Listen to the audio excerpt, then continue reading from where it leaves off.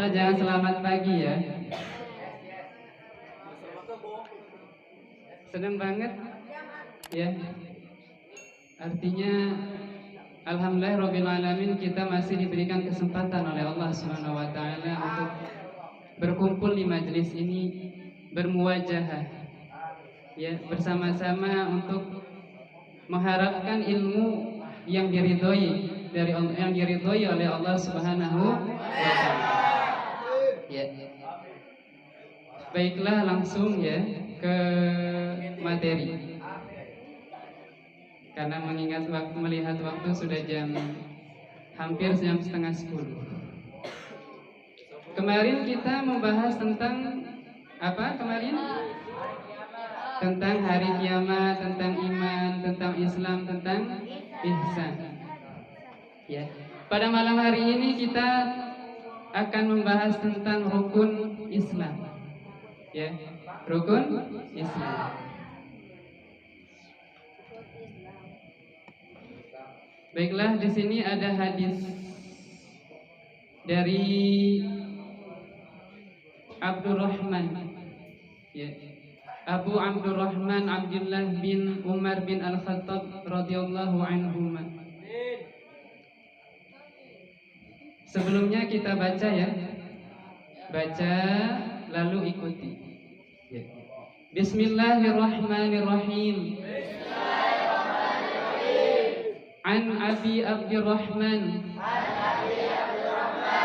An Abi Abdurrahman. Abdullah bin Umar bin Al-Khattab radhiyallahu anhuma. Sami'tu Rasulullah sallallahu alaihi wasallam yaqul bunyal Islamu ala khamsin syahadati alla ilaha illallah wa anna Muhammadur Rasulullah wa iqamis shalah wa ita'iz zakah wa hajjil bait wa shaumi Ramadan. Rawahul Bukhari wa Muslim. Ya. Baiklah, kalau orang Arab ya biasanya tidak mau dipanggil namanya. Biasanya orang Arab tuh yang dipanggil adalah nama kunyahnya. Ya. Misalnya gini, Abdullah, ya, Abdullah memiliki anak namanya Abdurrahman. Jadi yang dipanggil itu adalah Abdurrahman. Ya, bukan langsung Abdullah, ya Abdullah. Biasanya ya Aba Abdurrahman, ya Abu Abdurrahman. Karena itu adalah kunyah. Biasanya orang Arab itu yang dipanggil oleh orang Arab itu adalah nama kunyahnya, bukan langsung nama aslinya.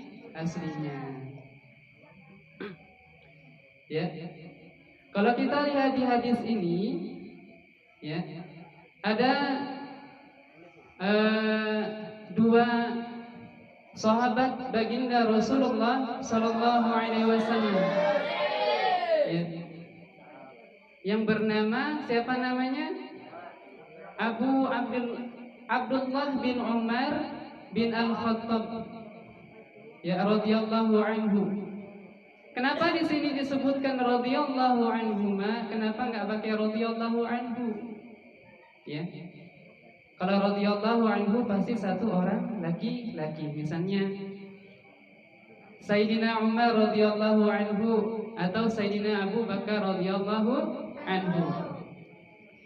Kenapa di sini pakai radhiyallahu anhuma?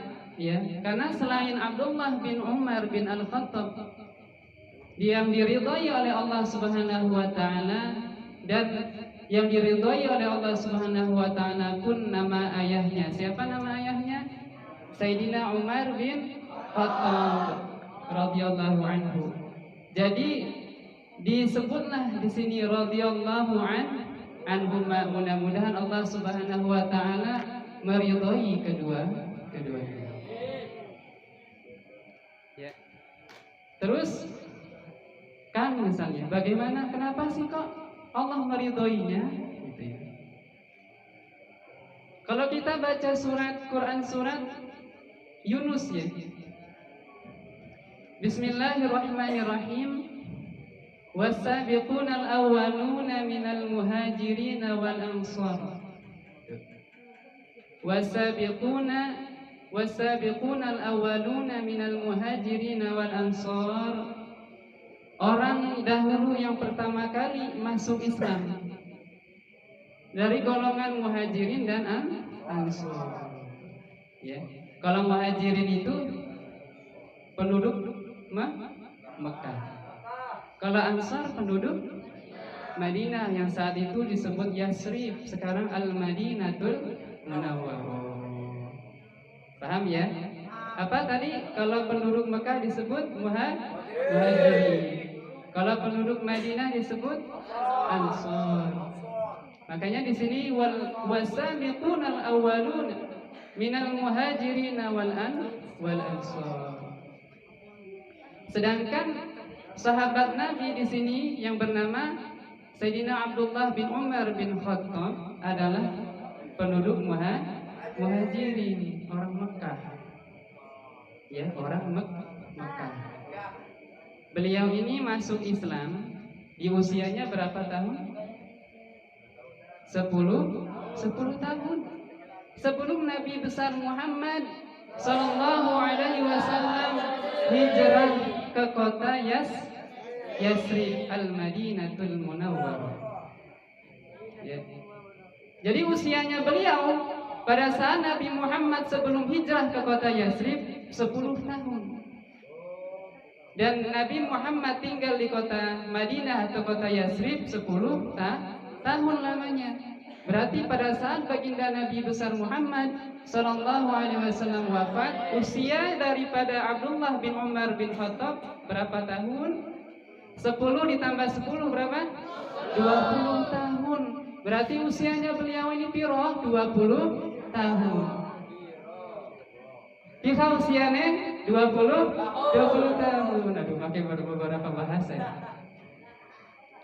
How old the Abdullah bin Umar when Rasulullah sallallahu alaihi wasallam passed away?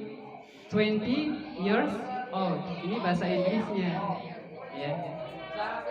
Bisa ya? Bisa bahasa Arab, bahasa Inggris ya? Mudah-mudahan Allah Subhanahu wa taala memudahkan kita bercakap bahasa Arab, bahasa Inggris.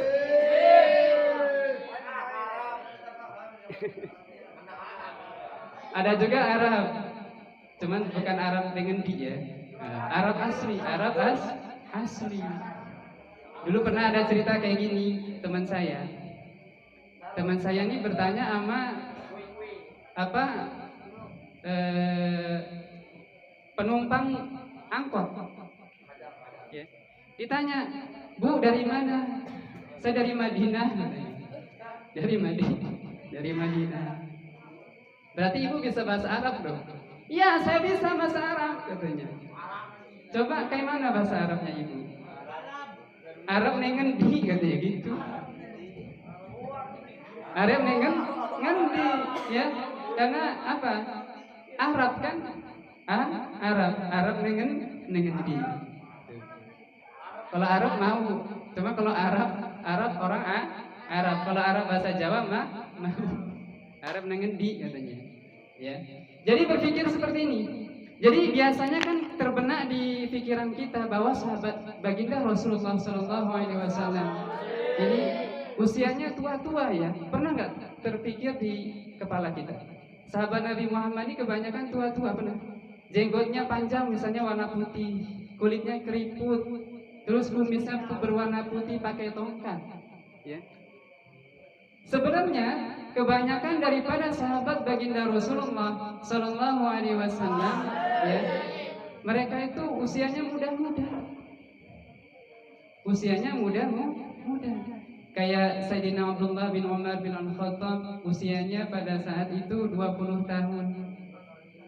Ya.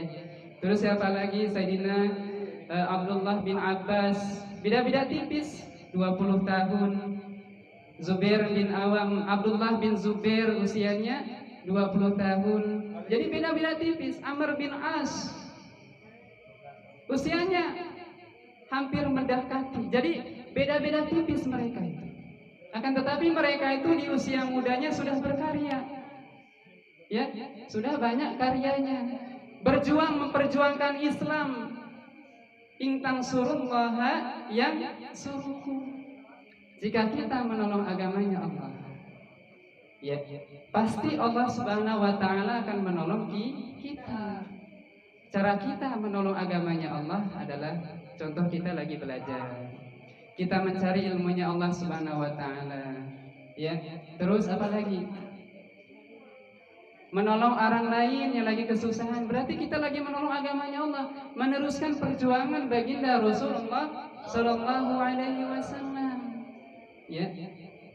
Makanya dikenal ada istilah di sini. Istilah al-ubadalah al-arba'ah. Jadi ada 4 nama Abdullah. Ya, kalau nggak salah itu ada 4 nama Abdullah. Yang pertama adalah, boleh ditulis, Abdullah bin Umar bin Al-Khattab. Ya. Sambil ditulis ya, biar ada asarnya. Abdullah bin Umar bin Al-Khattab. Terus ada lagi Abdullah bin Abbas. Ada lagi Abdullah bin Amr bin As. Terus Abdullah bin Zubair. Itu 4. Makanya disebut dengan yang pertama Abdullah bin Umar bin Al-Khattab. Yang kedua Abdullah bin Abbas. Ketiga Abdullah bin Amr bin As. Yang keempat Abdullah bin Zubair. Ya. Itu nama-nama sahabat. Mudah-mudahan kalau kita punya saudara yang punya bayi cowok, kasih nama itu tuh, 4 itu. Ya. Mudah-mudahan saudara kita itu memiliki akhlak yang seperti mereka, akhlakul karimah, memiliki kecerdasan seperti mereka. Amin ya Allah ya rabbal alamin. Ya. Tapi mereka ini tidak mau disebutkan nama Abdullahnya. Ya. Langsung mereka itu kalau misalnya dipanggil disebut Ibnu Umar, anaknya Umar. Ibnu Abbas, anaknya Abbas. Ibnu Amr al-As bin As. Ibnu Zubair. Ibnu itu anak laki-laki daripada Zubair. Anak laki-laki. Misalnya kalau Ibnu Umar berarti anak laki-laki dari Sayyidina Umar bin Khattab radhiyallahu anhu. Tuh ya. Paham di sini? Bisa dipahami ya, adik-adik. Sambil dicatat. Terus ada salah satu sahabat Nabi besar Muhammad sallallahu alaihi wasallam yang nama Abdullahnya disebutkan, yaitu Abdullah bin Mas'ud. Tuh, ini salah satu sahabat Nabi yang nama Abdullahnya disebutkan, Abdullah bin Mas'ud. Ya. Abdullah bin Mas'ud, tulis. Setelah itu ada sahabat Nabi yang usianya sama dengan yang 4 ini. Ya, yang 4 ini siapa namanya? Zaid bin Sabit. Siapa Zaid bin Sabit? Adalah sahabat Nabi Muhammad sallallahu alaihi wasallam yang beliau ini adalah translatornya baginda Nabi. Ya, translator apa? Translator itu penerjemah. Penerjemahnya baginda Nabi. Pada saat orang Yahudi mengirimkan surat ke baginda Nabi besar Muhammad SAW, lalu baginda Nabi ini memerintahkan Zaid bin Sabit untuk menerjemahkan surat yang berbahasa Yahudi. Ya, diterjemahkan oleh sahabat Zaid bin Sabit. Tuh. Tuh sahabat Nabi yang usianya sama dengan yang empat ini. Abdullah bin Umar, Abdullah bin Abbas, Abdullah bin Zubair, Abdullah bin Amr bin As itu sama dengan beliau. Cuman beda-beda tipis saja gitu. Terus ada lagi sahabat Nabi yang bernama Anas bin Malik. Siapa namanya? Anas bin Malik radhiyallahu anhu. Ya. Tatkala ada ibu Anas bin Malik namanya siapa? Ummu Sulaim. Siapa nama ibunya? Ummu Sulaim. Beliau ini menyerahkan. Beliau ini berkata dengan Nabi besar Muhammad SAW, "Ya Rasulullah, orang lain punya harta karena dia kaya.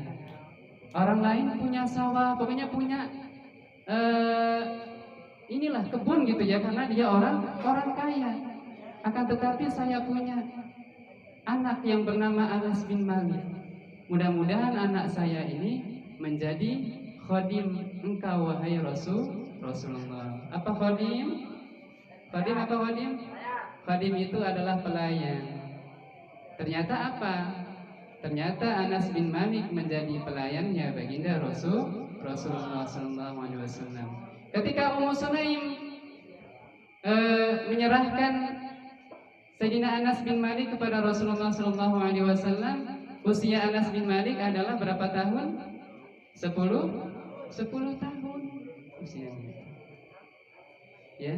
Dan wafatnya Nabi beliau usia 20 tahun. Kan beda tipis kan usianya? Berarti kayak Zaid bin Sabit, Anas bin Malik, Abdullah bin Abbas, Abdullah bin Umar bin Al-Khattab, Abdullah bin Abbas, Abdullah bin Zubair, Abdullah bin Amr bin As itu usianya beda-beda tipis. Ya, tapi kebanyakan mereka usianya 20 tahun. Paham tuh? Makanya di usia muda seperti kita ini, ya, mereka akan menjadi contoh. Jadikanlah mereka tuh contoh buat hidup kita. Keteladanannya mereka, ketaatan mereka kepada Allah, ketaatan mereka kepada Rasulullah Sallallahu Alaihi Wasallam, kita jadikan teladan. Mudah-mudahan kita bisa menirukan mereka, akhlaknya mereka, adatnya mereka. Itu sahabat Nabi. Makanya kalau sekarang ini kalau ada anak muda, ya, misalnya anak muda ini nggak mau sholat, ditanya kenapa kamu nggak sholat di masjid pada saat sholat Jumat, misalnya, kenapa? Oh maaf mas, katanya, saya tuh masih puluhan tahun, umurnya masih muda, masih umur 20 tahun, kayak gitu ya. Itu seharusnya dia malu. Malu. Sedangkan sahabat Nabi Muhammad SAW di usianya yang muda, ya, mereka ini taat, mau sholat, sahabat Nabi aja sholat, ya, taat, terus nurut apa yang diperintahkan oleh Rasulullah, nurut apa yang diperintahkan oleh Allah Subhanahu wa Ta'ala. Ya, kalau kita misalnya tidak seperti itu, misalnya kita males-malesan, tidak mau sholat, nggak mau puasa, ya, itu ada tanda tanya di dalam hati kita. Banyak-banyak kita istighfar kepada Allah Subhanahu wa Ta'ala. Di usia muda kita seperti ini, kalau kita hanya berleha-leha di pondok, hanya tidur-tiduran misalnya, hanya males-malesan gitu, ya, nggak mau berjuang, disuruh ngafal sama guru nggak mau ngafal, terus apa lagi, disuruh setoran tahlil Al-Quran, Al-Hadis, masih banyak tidur-tidur, males-malesan. Waduh, malu ya? Malu nggak? Malu, ya. Walaupun diri kita nggak dijamin oleh Allah Subhanahu Wa Taala, belum dijamin, nggak dijamin masuk surga gitu itu. Jadi ada 10 sahabat Nabi yang dijamin masuk surga kan? Tapi apa? Seharusnya kita itu karena seperti itu kita lebih taat kepada Allah. Kita mengikuti apa yang diperintahkan oleh Allah Subhanahu Wa Taala. Terus menjalankan apa yang diperintahkan oleh Allah, menjalankan apa yang diperintahkan oleh Rasulullah Sallallahu Alaihi Wasallam. Ya, pada saat diperintahkan untuk sholat, kita sholat. Ya, kita jaga sholat kita yang 5 waktu ini. Karena perjuangan Nabi pada saat menerima sholat itu luar biasa, itu dari 50 waktu menjadi 5 waktu. Tuh, begitu sayangnya Nabi dengan kita. Ya, begitu sayangnya Nabi Muhammad SAW dengan kita. Tapi apa balasan kita dengan Nabi Muhammad? Ya, sudah seberapa banyak balasan kita dengan Nabi Muhammad? Ya, makanya kalau kita misalnya tidak bisa berjihad dengan kekuatan apapun, misalnya dengan perang, dengan apa, kita jihadnya dengan kita belajar. Ini salah satu bukti cinta kita dengan Nabi Muhammad. Ya, intang surullaha yang surukum. Jika kalian menolong agamanya Allah, Allah pasti akan menolong kita. Banyak doa. Misalnya kita di pondok pesantren kok susah banget gitu ya ngapalnya, susah banget, banyak ngantuknya, banyak doa kepada Allah. Ya Allah, itu Allah itu maha mendengar, maha melihat, maha mengkabulkan kita punya doa. Kita ngomong di hati aja Allah itu dengar, ya, karena Allah maha mendengar. Wa huwas samiul basir, ya. Dan dialah Allah yang maha mendengar dan yang maha melihat. Tuh. Kalau kita penglihatan kita ada batasnya, pendengaran kita ada batasnya. Akan tetapi kalau penglihatan Allah tidak ada batasnya. Ya. Kulla yaumin huwa fi sya'n. Ya. Jadi kita harus banyak, jangan bahasanya jangan hitung-hitungan kepada Allah. Ya, jangan hitung-hitungan kepada Allah. Sedangkan Allah saja nggak hitung-hitungan dengan kita. Allah kasih. Mau salat, mau kita tidak salat, Allah kasih kita itu. Artinya apa? Allah itu tidak hitung-hitungan dengan kita. Karena apa? Karena salat itu buat kita loh. Ya. Walaupun kita nggak salat, Allah itu tidak merasa rugi. Ya. Kalau kita salat, yang untung kita. Benar nggak? Iya. Jadi walaupun kita nggak sholat, Allah tidak rugi. Makanya kalau kita ingin mendapatkan keberuntungan daripada Allah SWT, kita laksanakan sholat. Sholat 5 waktu atau sholat sunnah rawatib. Ya, kita hidupkan amalan sunnah-sunnahnya baginda Rasulullah Sallallahu Alaihi Wasallam. Bagaimana Nabi itu tidurnya, bagaimana Nabi Muhammad Sallallahu Alaihi Wasallam itu makannya, minumnya, jalannya kita ikuti. Ya, kita minta kekuatan kepada Allah. Ya Allah, berilah saya kekuatan zahir dan batin. Mudah-mudahan saya bisa berakhlak seperti akhlaknya baginda Rasulullah Sallallahu Alaihi Wasallam. Ya, paham ya? Paham tuh? Pahimnya. Setelah itu, Sayyidina Abdullah bin Umar bin Al-Khattab ini adalah salah satu sahabat Nabi yang paling banyak meriwayatkan hadis. Yang hadisnya itu ada di Sahih Bukhari Muslim, yang hadisnya itu ada di Kutubus Sittah, Sunan At-Tirmizi, ya, Abu Dawud, Baihaqi, Ibnu Majah, ada di situ. Berapa jumlah hadisnya yang diriwayatkan beliau? 2360 hadis. Tuh. 2360 hadis yang diriwayatkan oleh Abdullah bin Umar bin Al-Khattab. Kenapa bisa seperti itu? Karena beliau ini orang yang hidupnya di rumah Rasul.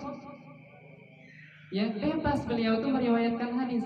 Apapun yang disampaikan oleh Rasulullah SAW, beliau laksanakan. Jejak-jejaknya Nabi Muhammad beliau laksanakan tanpa terkecuali. Ya. Dan juga baginda Rasulullah SAW, istrinya beliau ini adalah Hafsah, Sayyidatina Hafsah. Ini adalah saudara kandung daripada Abdullah bin Umar bin Al-Khattab radhiyallahu anhu. Berarti mereka ini bersaudara. Siapa nama ayahnya? Sayyidina Umar bin Khattab. Ini saya mengingatkan kembali tentang sejarah. Ya. Kalau misalnya adik-adik lupa, dicatat aja. Kalau misalnya sudah ingat, alhamdulillah. Tinggal kita sama-sama mengamalkan ilmu kita. Mudah-mudahan dengan ilmu kita Allah tidak menjadikan kita orang-orang yang sombong. Orang yang sombong itu tidak mau menerima nasihat dari orang lain. Kalau orang sombong walaupun dia alim, ya, kalau dia sombong tidak mau menerima nasihat dari orang lain, naudzubillah, iblis lebih pintar dari kita, naudzubillah. Iblis itu hafal Quran ada, tafsirnya hebat, hadisnya hafal. Akan tetapi Allah tidak menjadikan iblis itu seorang waliullah. Tidak dijadikan iblis itu waliullah, kekasih Allah. Kenapa? Karena ada satu sifat di situ, sifat sombong, takabur. Itu loh. Saya nggak mau sujud dengan Nabi Adam. Orang saya diciptakan daripada api, Adam diciptakan daripada saripati tanah. Itu. Nggak mau dia sujud penghormatan dengan Nabi Adam. Itu iblis. Mudah-mudahan kita terjauh dari sifat-sifat iblis. Ya. Sayyidina Abdullah bin Umar bin Al-Khattab ini menurut Syekhnya, ini Syekh Hisham Musa. Beliau ini adalah ulama besar, Syekh Hisham Musa. Beliau ini menceritakan Sayyidina Abdullah bin Umar bin Al-Khattab ini adalah orang yang seumur hidupnya menunaikan ibadah haji 60 kali. Dan beliau ini umroh 1000 kali, bayangin. Kita belum umroh ya. Mudah-mudahan kita umroh. Mudah-mudahan kita diberi kesempatan oleh Allah untuk menunaikan ibadah haji. Beliau juga membebaskan 1000 budak. Tuh, bagaimana hebatnya? Ya, hebatnya beliau itu. Sehingga baginda Nabi besar Muhammad SAW memuji itu beliau. Memuji. Tapi pujiannya Nabi itu tidak langsung di depannya Abdullah bin Umar. Akan tetapi pujiannya Nabi besar Muhammad SAW itu di depan istrinya Rasul. Siapa namanya? Hafsah, masih saudaranya Abdullah bin Umar tersebut.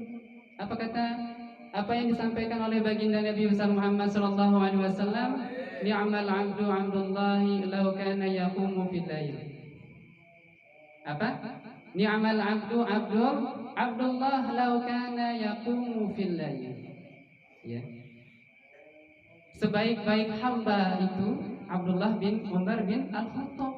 Itu bagaimana kalau kita dipuji Nabi ya? Senang enggak? Senang kan? Tuh. Ini Abdullah sudah dapat pujian dari Nabi besar Muhammad SAW. Akan tetapi syaratnya satu. Apa kata Nabi? Law kana yaqumu fil lail. Artinya beribadah sholat tahajud di malam hari ini sepertiga malam. Disampaikan itu di depan saudaranya Abdullah bin Umar. Siapa namanya? Hafsah adalah istri Nabi. Berarti baginda Nabi Muhammad SAW ini masih saudara dengan Abdullah bin Umar bin Al-Khattab. Masya Allah ya. Makanya sudah barang tentu bahwa Abdullah bin Umar bin Al-Khattab ini salah satu sahabat yang paling banyak meriwayatkan hadis yang jumlahnya itu kurang lebih 2360 hadis. Ya. Berat nggak ngapal hadis? Ya. Memang menghafal hadis itu berat. Menghafal Quran itu berat. Godaannya banyak. Kalau nggak dunia, ya, gitu. Makanya bagi para penghafal hadis tuh mereka itu waro itu menjaga banget. Dari ucapannya dijaga, hatinya dijaga, perilakunya dijaga. Itu para penghafal hadis. Sehingga Allah jaga dia punya hafalan. Lalu Allah SWT memberikan dia kekuatan zahir dan batin untuk mengamalkan apa yang didapatnya. Isinya hadis diamalkan oleh dia. Sallu ala Muhammad. Itu Abdullah bin Umar bin Al-Khattab. Ya, mudah-mudahan kita semua diberikan kekuatan oleh Allah untuk bisa menghafalkan hadis. Bahkan kerinduannya Sayyidina Abdullah bin Umar bin Khattab sepeninggal Nabi. Dulu Nabi besar Muhammad SAW pernah sholat bersama beliau di bawah pohon kayu. Sholat di situ. Nabi Muhammad sholat menjadi imam, beliau menjadi makmum. Sepeninggal Nabi, beliau ini saking rindunya dengan Nabi besar Muhammad SAW, lalu beliau pun sholat di bawah pohon kayu tersebut. Itu loh, sholat lagi di situ. Mungkin sudah agak lama lah waktunya beliau karena rindu dengan Nabi, lalu beliau tidak mendatangi pohon kayu itu, lalu beliau sholat di bawah pohon kayu tersebut. Ditanya dengan teman-temannya, wahai Abdullah bin Umar, apa yang kamu lakukan? Kenapa kok kamu sholat di situ? Kayak nggak ada tempat yang lain gitu ya, kalau bahasa kita mah. Kayak nggak ada tempat yang lain gitu. Lalu apa jawab dari Abdullah bin Umar bin Al-Khattab? Saya itu mengikuti jejak Nabi. Saya itu rindu dengan Nabi. Dulu Nabi pernah sholat di sini. Itu sambil rindu. Ya. Lalu Sayyidina Abdullah bin Umar Al-Khattab ini pun pernah apa ya? Ziarah. Jadi sebelum beliau ini bertemu dengan istrinya, bertemu dengan anak-anaknya di rumah, beliau menyempatkan waktunya karena rindu banget dengan Nabi. Beliau ziarah dulu di makam Nabi Abdullah bin Umar ini. Assalamualaikum ya Rasulullah, kata beliau. Assalamualaikum ya Aba Bakri Siddiq. Assalamualaikum ya Abah. Ya, itu ucapan setiap beliau itu ingin ziarah ke makam Nabi besar Muhammad SAW. Ya, ini cerita sedikit tentang Abdullah bin Umar bin Al-Khattab. Mudah-mudahan kita mendapatkan bisa mencontoh perilakunya. Walaupun tidak seberapa walaupun tidak banyak seperti Abdullah bin Umar bin Al-Khattab, ya, 50% aja ya. Itu. Mudah-mudahan ya. Dengan kita belajar mengenal para sahabat dan sahabat pun mengenalkan kita dengan Rasulullah Sallallahu Alaihi Wasallam. Kita tidaklah mengenal Rasul tanpa kita mengenal sahabat. Ya, jadi kita bisa mengenal Rasulullah Sallallahu Alaihi Wasallam dari guru nyambung ke sahabat ke Rasulullah Sallallahu Alaihi Wasallam. Ya, langsung ke matan hadis. Tadi itu rawi ya. Rawinya siapa? Abdullah bin Umar Al-Khattab. Ini matan hadisnya. Masih semangat ya adik-adik? Semangat. Yang ngantuk silahkan, ada waktu dikit lagi. Sami'atu Rasulullah sallallahu alaihi wasallam. Siapa yang mendengar di sini? Abdullah bin Umar Al-Khattab. Sami'tu Rasulullah sallallahu alaihi wasallam. Saya telah mendengar baginda Rasulullah sallallahu alaihi wasallam yaqul, bersabda, Bunyal Islamu ala khamsin. Jadi agama Islam itu didirikan atas 5 perkara. Ya. Dibangunnya agama Islam itu atas 5 perkara. Yang pertama, syahadati. Syahadati ini adalah badal dari khamsin. Karena dibaca jer jadi syahadatin, dibaca jer. Ya. Allah ilaha illallah, bersaksi bahwa Tuhan itu atau tiada Tuhan kecuali Allah Subhanahu wa taala. Berarti selain Allah adalah makhluk. La ilaha illallah, Tuhan itu hanyalah Allah. Jadi kalau kita lihat syahadah, syahadatin ini maknanya bisa pengakuan, bisa mengakui, ya, dan menerima, gitu loh. Bisa mengakui, bisa menerima bahwa Tuhan kita itu hanyalah Allah. Ya. Ada yang lebih parah lagi, ada suatu aliran. Ini aliran ya. Jadi aliran ini pernah bilang kayak gini, ada seseorang, ya, jadi dia ini alirannya itu menyimpang gitu loh. Jadi bentuk syahadat itu melihat. Sampai dia mengatakan seperti ini, saya tidak mau sholat sebelum saya bisa melihat Allah. Itu ekstrim ya. Saya tidak mau sholat kecuali saya bisa melihat Allah dulu baru saya sholat. Ini ada aliran seperti ini, itu hati-hati. Ya. Nah ini bahasa seperti yang pernah disampaikan oleh Bani Israel di depan Nabi Musa alaihissalam. Lan nu'mina laka hatta narallaha jahrah. Wahai Musa, saya tidak akan beriman, saya tidak percaya bahwa kamu ini adalah Rasul utusannya Allah sebelum saya bisa melihat Allah secara nyata. Aduh, repot ya. Repot tuh. Ya, sampai-sampai seperti ini. Tatkala Nabi Musa alaihissalam bersama Bani Israel pergi dari Mesir menuju Palestina, di tengah perjalanannya itu Bani Israel melihat kaum yang mereka ini menyembah berhala. Jadi terbersit di hatinya Bani Israel ini untuk mereka supaya mereka ini dibuatkan patung seperti mereka. Ij'al lana ilahan kama lahum alihah. Wahai Musa, buatkanlah kepada kami Tuhan atau berbentuk patung yang sama seperti apa yang mereka sembah. Repot banget ya. Repot banget. Itu bagaimana itu kayak gitu? Ya. Lalu Nabi Musa alaihissalam ini meninggalkan rombongan. Ya mungkin dan beliau ini menerima wahyu dari Allah. Tatkala Nabi Musa alaihissalam ini menerima wahyu, lalu beliau ini naik ke Bukit Tursina di situ.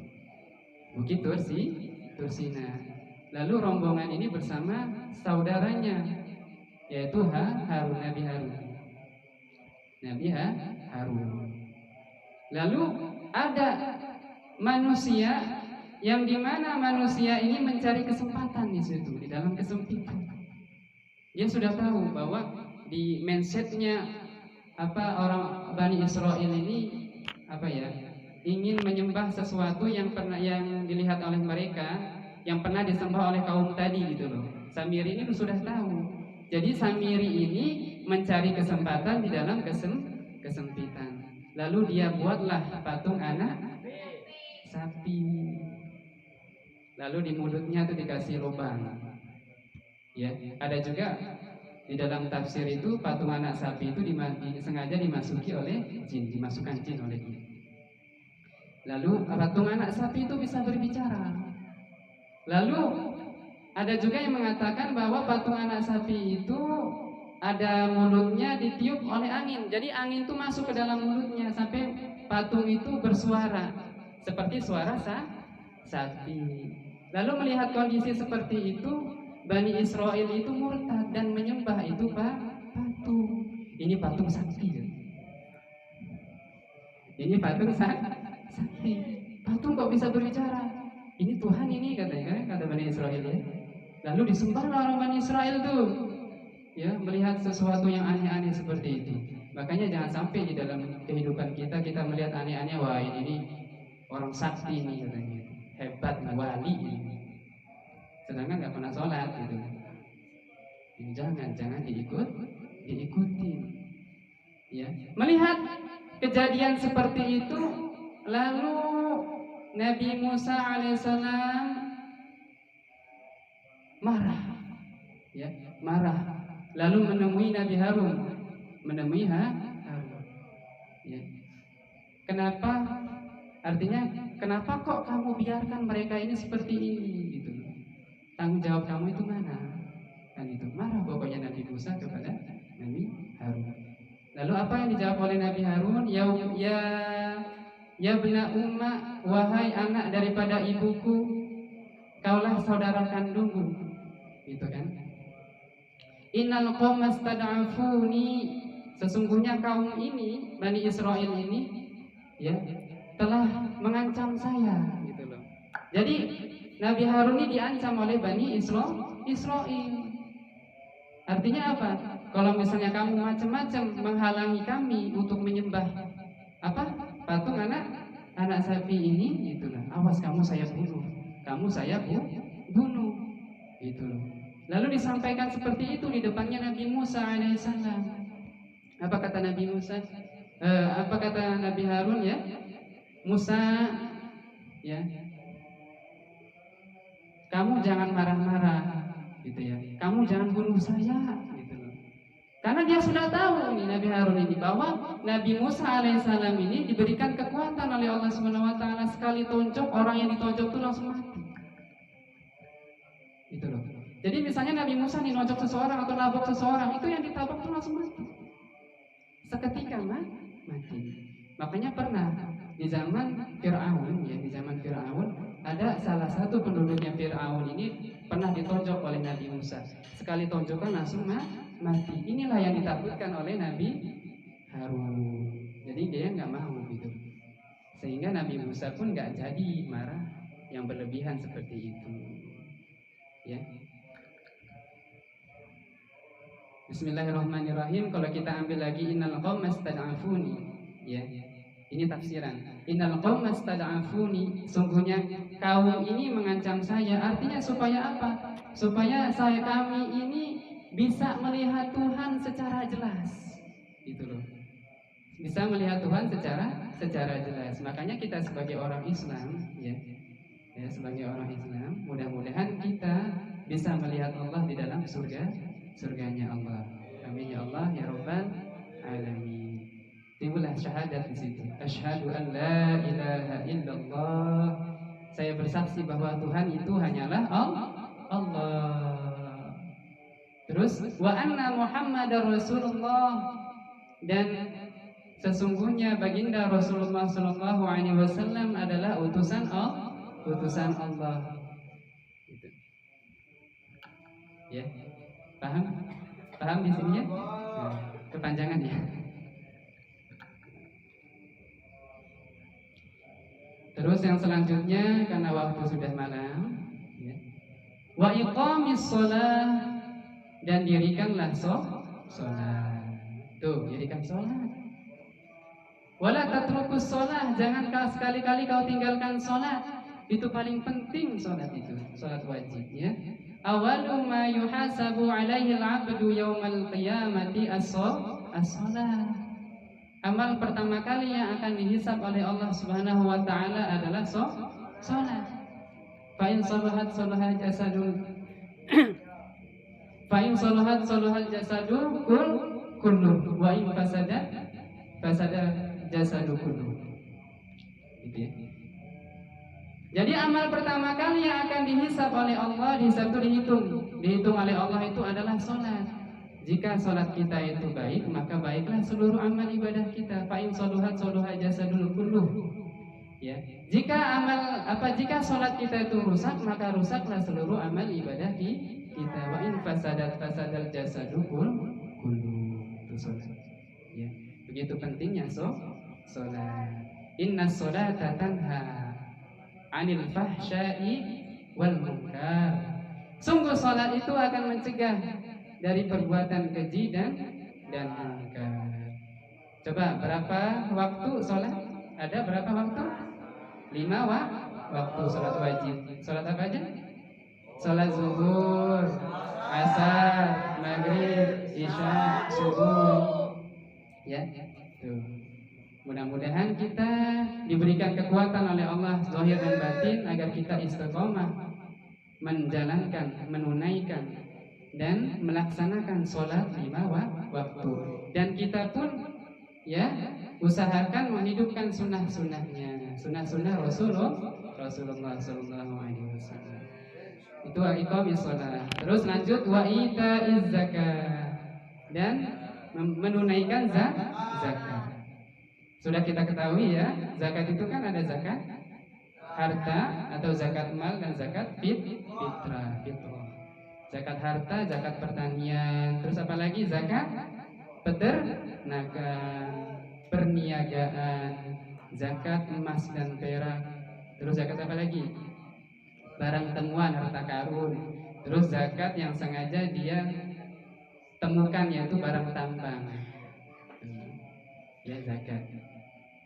Itu zakat harta. Itu kalau dirincikan nanti nambah panjang lagi ya. Terus selanjutnya wahajil bait, dan melaksanakan ibadah haji, menunaikan ibadah haji. Haji itu menyengaja, ya wahajil bait, haji dulu baru wasomi Ramadan.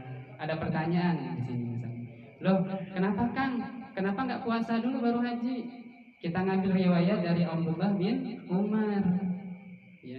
Jadi yang pernah diriwayatkan oleh Abdullah bin Umar dari Nabi besar Muhammad SAW, haji hajil bait, terus wasomi Ramadan. Walaupun secara rukun Islam adalah puasa dulu baru selanjutnya haji, seperti itu. Bagi yang mampu, ya. Kalau yang nggak mampu tidak wajib menunaikan ibadah haji. Walillahi 'alan nasi hijjul baiti man istata'ta ilaihi sabila.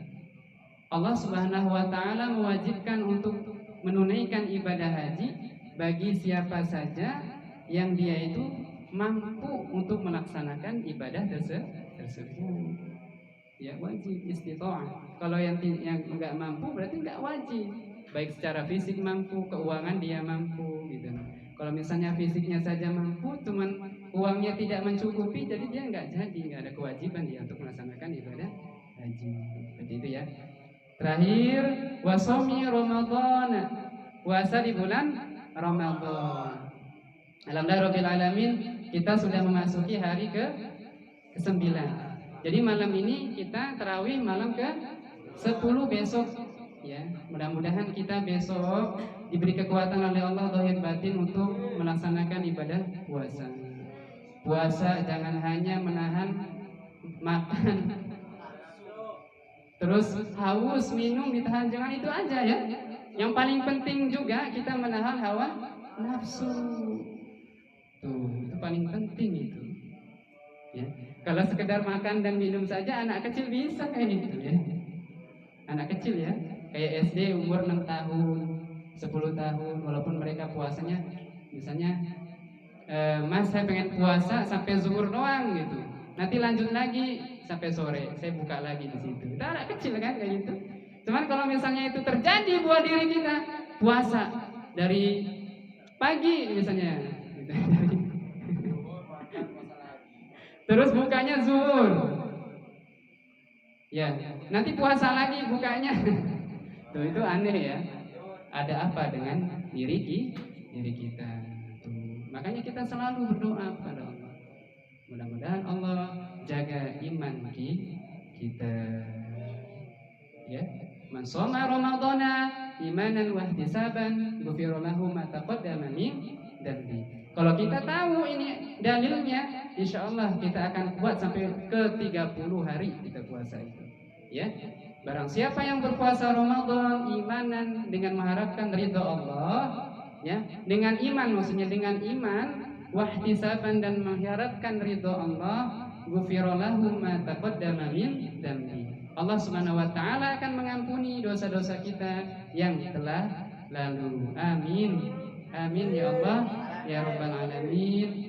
Barakallah, mudah-mudahan ya yang kita pelajari pada malam hari ini kita bisa mengamalkannya, dan mudah-mudahan Allah Subhanahu wa taala bisa meninggikan derajat kita, mengabulkan apa yang menjadi hajat kita, terus memuliakan kita lantaran kita bisa mengamalkan ilmu yang sudah kita dapatkan. Mudah-mudahan Allah jadikan kita orang yang alim dan mengamalkan ilmu kita, orang-orang yang soleh, orang-orang yang dicintai oleh Allah Subhanahu wa ta'ala. Ya, alhamdulillahirabbil alamin. Mungkin itu saja yang bisa saya sampaikan ya. Mudah-mudahan ya berikutnya kita diberikan kesempatan oleh Allah Subhanahu wa taala agar bisa bermuajahah kembali di tempat yang mulia ini, majelis ya. Amin ya Allah ya rabbal alamin. Kita baca doa kafaratul majlis ya. Bismillahirrahmanirrahim. Subhanakallahumma wa bihamdika asyhadu an la ilaha illa anta astaghfiruka wa atubu ilaik. Baca shalawat dulu ya. Allahumma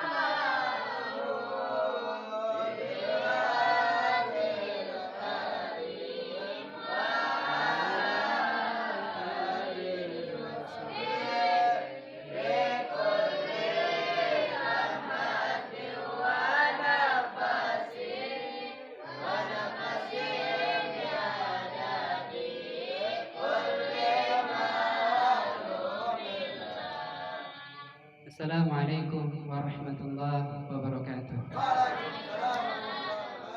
Audio Jungle.